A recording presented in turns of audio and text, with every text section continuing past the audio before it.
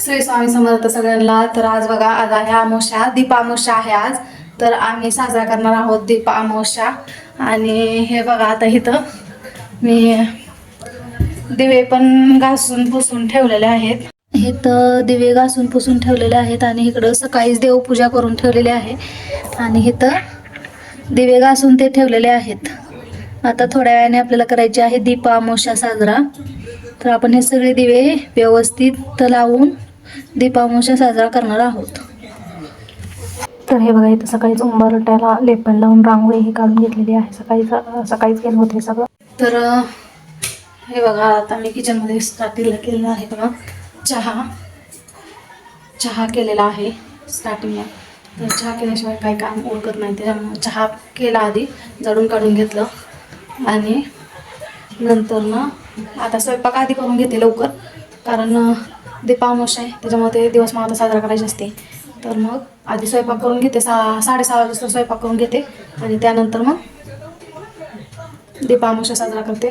आणि ते 5 किंवा 7 कणकीचे दिवे करून लहान मुलांना त्या दिव्याने ववाळायचं असतं, मग ते ऑप्शन करून त्यांचं. तर मग चला, आपण व्हिडिओ माझा कंटिन्यू करा. व्हिडिओ आवडला तर लाईक, शेअर, कमेंट, सबस्क्राईब नक्की करा.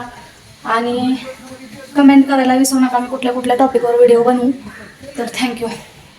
तर हे बघा, आज करणार आहोत आपण मटकीची भाजी. आणि त्याच्यासाठी मी घेतला कढीपत्ता, लसूण, टोमॅटो आणि हे कांदा आणि कोथिंबीर राहिली घ्यायची. कोथिंबीर लास्टला टाकणार, त्याच्यामुळे कोथिंबीर काय घेतली नाही. भाजी करायच्या आधी कोण प्री प्लॅनिंग करून ठेवतं ते नक्की कमेंट करून सांगा. आम्ही तर आधीच प्री प्लॅनिंग करून ठेवली. आता भाजी फोडणीला टाकायची आणि नंतर ना भाकरी करायच्या. आज भाकरी करणार आहे आणि कणकीचे दिवे पण करणार आहे. तर नक्की लास्टपर्यंत व्हिडिओ बघा. तर आधी कढईत तेल टाकून घेतलं, त्यानंतर जिरे टाकले, लसूण, कढीपत्ता टाकला आणि कांदा टाकून घेतला. कांदा लाल होईपर्यंत भाजला. लाल होईपर्यंत त्याला चांगला गॅसवर परतून घेतला. आणि आधीमध्ये चिकटू नये खाली म्हणून हलवत होते. आणि त्यानंतर मग टाकले टोमॅटो. कांदा लाल झाल्याच्यानंतर टोमॅटो टाकल्याच्यानंतर लगेच मीठ टाकून घेतलं, कारण टोमॅटो मिठाने लवकर शिजतात म्हणून मीठ टाकून घेतलं. आणि आधीमध्ये हलवत होते. टोमॅटो बारीक झाल्याच्यानंतर त्याच्यात टाकले घरकुल पुडी, आपला घरचा काळा मसाला टाकल्याच्यानंतर त्याच्यात टाकली मटकी. एवढी साधी सिंपल भाजी केलेली, जास्त काही त्याला हे केलेलं नाही, काय इन्ग्रेडियंट्स जास्त काही टाकले नाहीत. त्यानंतर मटकी टाकल्याच्यानंतर फक्त गरम पाणी टाकलं. गरम पाणी टाकल्यावर हे भाजीची चव आहे अशी राहते, मग गरम पाणी टाकलं. आणि त्यानंतर मग शेंगदाण्याचं कूट थोडं होतं, मग ते टाकलं. भाजी मिळून देण्यासाठी शेंगदाण्याचं कूट टाकलं.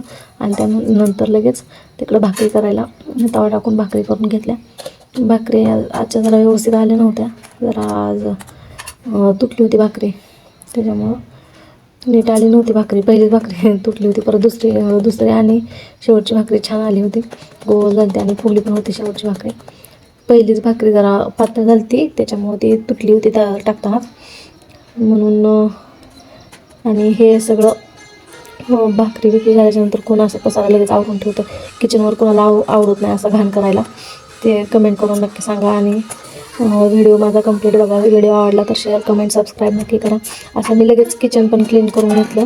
भाकरीवरती भाजते तोपर्यंत मला 2दा-3दा असे चटके पण बसलेले तव्याचे, की गॅस चालू असतानाच मी हे किचन वाटा पुसून घेतलेला आहे. 4-5 वेळेस मला चांगले चटके बसलेले त्याचे, तरी पण येत नाही, अक्कल येत नाही, म्हणून जाऊ दे, व्हिडिओ कंप्लीट बघा.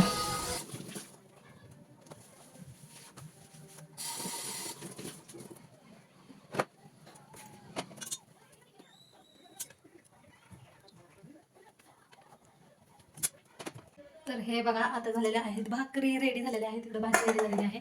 आणि भात मी सगळं झाल्याच्यानंतर भात करणार आहे, त्याच्यामुळे आधी भाकरी आणि भाजी करून घेतली, कारण त्याला उशीर लागतो. भाताला उशीर लागत नाही जास्त करायला, म्हणून आता मी भाकरी आणि भाजी करून घेतल्यात. आता मी माझं तयार होते आणि दीपामावस्याची तयारी करते. माझ्याकडे काही फुलं नाही आहेत. फुलं आणायला जायचं म्हणलं तर पाऊस येत होता खूप, म्हणून काही फुलं पण आणले नाहीत. आणि शाळेत गेलते, महिला आणायला गेलते, त्यावेळेस फुलाचं दुकान बंद होतं ना, आता पाऊस येत होता खूप, त्याच्यामुळे मी काही फुलं आणली नाहीत. तर बघू आपण बिना फुलं, ते चांगलं असतं केलेलं दीपामावस्या, म्हणून मी करणार आहे आता. तर हे बघा, त्यानंतर मी अशी दीपामावस्याची तयारी केलेली. ते दिवेही करताना काही दाखवलं नाही, पण हे अशा प्रकारे मी दिव्यांची पूजाही केली. छान असं तुपाचा असं सुगंध पसरला होता सगळ्या घरामध्ये, छान वाटत होतं आणि प्रसन्न मन झालं.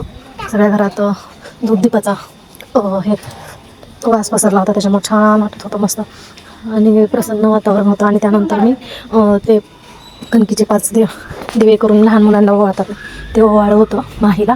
आणि नंतर हे बघा किती छान आणि असली भारी वाटत होती ना पूजा, 1 नंबर पूजा वाटत होती ती. आणि असं वाटत होतं देवच अवतरले ते काय खाली, असं एवढी छान पूजा मांडली होती. तर माझा व्हिडिओ इथंच एंडिंग झालेला आहे. तर व्हिडिओ आवडला लाईक शेअर कमेंट सबस्क्राईब नक्की करा. थँक्यू.